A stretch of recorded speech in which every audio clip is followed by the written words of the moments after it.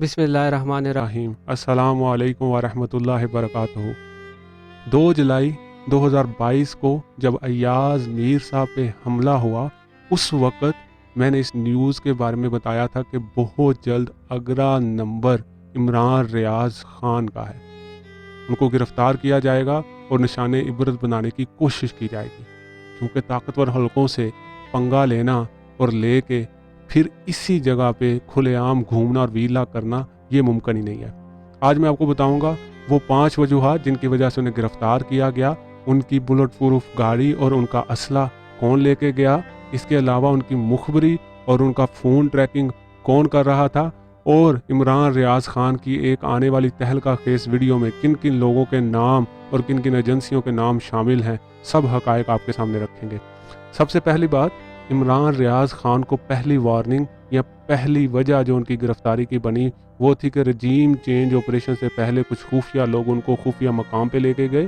جس کے بارے میں ان کی ایک آڈیو ٹیپ بھی موجود ہے، اور کہا گیا کہ رجیم چینج آپریشن کے بعد رولا نہیں ڈالنا، کھپ نہیں پانی، لیکن عمران ریاض خان باز نہ آیا۔ یہ پہلی وجہ بنی ان کی گرفتاری کی۔ دوسری سب سے بڑی وجہ وہ تھی جب عمران خان کی حکومت گرائی گئی اور عمران ریاض خان نے وزیر اعظم ہاؤس میں بیٹھ کے ایک ویلا کیا اور وہاں پہ وہ جملہ کہا جو ہر کسی کو ناگوار گزرا، خاص طور پہ جو لوگ طاقتور حلقوں میں بیٹھتے ہیں، کہ دیکھو کوئی رہ تو نہیں گیا جو میرے خلاف نہ ہو۔ تیسری وجہ بنی جب عمران ریاض خان نے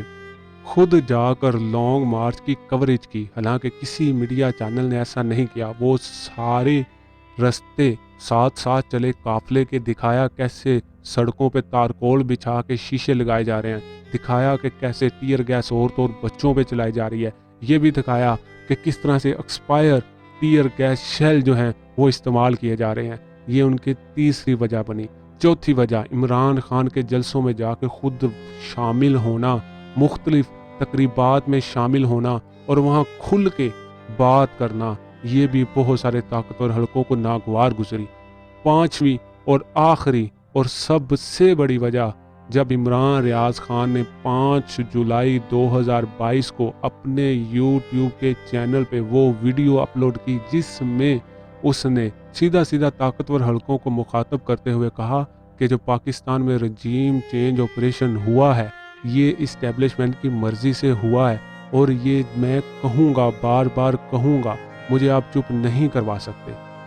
پھر وہی ہوا، گرفتار کر لیا گیا، اور گرفتاری سے پہلے آپ کی بلٹ پروف کار،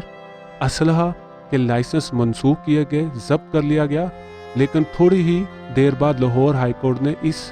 کارروائی کو دوبارہ سے کالعدم قرار دے دیا گیا، لیکن تب تک کافی دیر ہو چکی تھی، جبکہ عمران ریاض خان کی مخبری اور عمران ریاض خان کے فون کی ٹریکنگ جو ہے وہ ایک طاقتور حلقے کے اعلیٰ ترین عہدیدار نے کی، جس کا نام عمران ریاض خان اپنی آخری ریکارڈ کی گئی ویڈیو میں، جس میں وہ گاڑی میں بیٹھے ہوتے ہیں اور وہ گرفتاری دینے جا رہے ہوتے ہیں، وہ نام لے چکے ہیں۔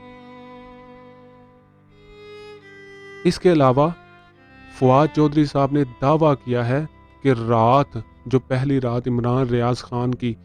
جیل میں گزری ہے ان پہ تشدد کیا گیا ہے، ان کی تصویریں اور ان کی فوٹیج سے دیکھ کے پتہ چل رہا ہے کہ ساری رات ان پہ زد و کوب کیا گیا ہے، ان کو سونے نہیں دیا گیا، پانی اور کھانے کا انتظام مناسب نہیں ہے۔ یہ ساری چیزیں فواد چودھری نے اپنی پریس کانفرنس میں کہیں۔ اس وقت عمران ریاض خان پہ پورے ملک میں 17 غداری کی FIR درج ہیں۔ کس نے درج کرائی؟ لوگ کون تھے درج کروانے والے؟ کچھ پتہ نہیں ہے۔ اس کے علاوہ عمران ریاض خان نے گرفتاری کے بعد ایک ویڈیو اپلوڈ کی اپنے چینل پہ، یعنی کہ وہ ان کے سٹاف نے اپلوڈ کی ہوگی، اور اس میں انہوں نے کہا کہ اگر اگلے 5 گھنٹوں تک، یعنی کہ آج، انہیں رہا نہ کیا تو ایسی ویڈیو ان کے یوٹیوب چینل پہ اپلوڈ کی جائے گی جس میں سب بڑے بڑے لوگوں کے نام، ایجنسیوں کے نام، اور جو لوگ جس جگہ پہ موجود ہیں اور جو کردار انہوں نے رجیم چینج آپریشن میں کیا، اور جو دھمکیاں اور جو کام عمران ریاض خان کے ساتھ ہوئے، وہ سب افشا کریں گے۔ میں آپ کو اپنے اگلے ویلاگ میں بتاؤں گا کہ کس طرح اٹک سے رہائی کے بعد فوراً دوسرے ضلع کی پولیس وہاں پہ موجود تھی اور وہیں سے گرفتار کر کے لے گئی۔ کیسے انہیں پتا چلا کہ آج عدالت کا کیا فیصلہ آنے والا ہے رات کو، اور کیسے انہیں پتہ چلا کہ یہ فیصلہ یہ ہوگا اور یہیں سے ہم گرفتار کر کے ان کو آگے لے کے جائیں گے۔ میں آپ کو اپنے اگلے ویلاگ میں یہ ساری تفصیلات بتاؤں گا۔ اپنا خیال رکھیے اور اپنے گرد و نواح کا بھی۔ اللہ حامی و ناصر۔